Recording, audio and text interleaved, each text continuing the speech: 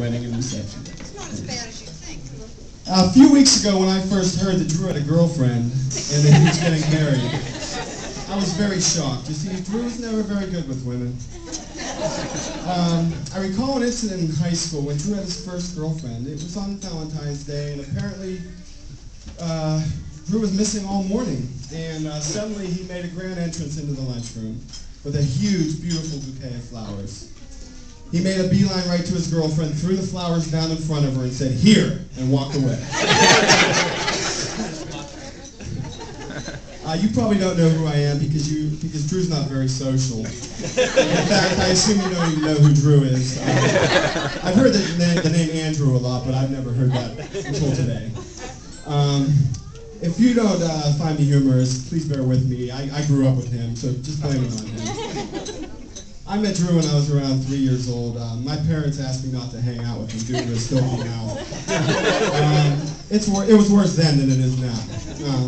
I remember my dad screaming at Drew once to go and to never come back. As a kid, if I was ever in any trouble, my parents would immediately ask, "Did Drew make you do that?" Now that I'm married with children, I'm getting payback. There's a kid on my street hanging out with my son, and we call him Drew. As children, we did what all normal elementary kids did. We hung out on the seesaw. We played football on the field, went to Foodland and got baseball cards, lit trees on fire, raced down the streets in a grocery cart, walked to Stop and Go at 3 a.m. without our parents knowing, siphoned the neighbor's bowl, pilfer nudie magazines from the neighbor's garbage. Any 8-year-old does these things. One thing I realize is Drew does suffer from obsessive-compulsive disorder. He does everything to the extreme. For example, he's an Eagle Scout, has a doctor of pharmacology and a law degree. He basically collects everything, certificates, diplomas. I mean, it's an addiction, it's an extreme addiction. Just today, he finally got the marriage certificate. Drew, check that off your list when you get home.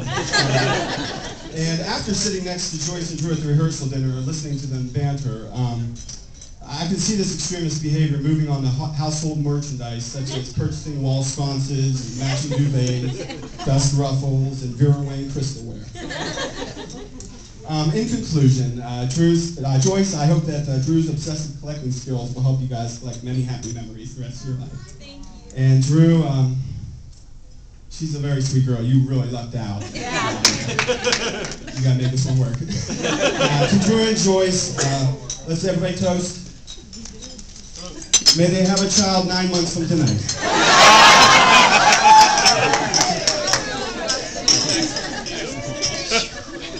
At this time, I'd like to introduce our matron of honor, Brooke Jakowski, with the blessing.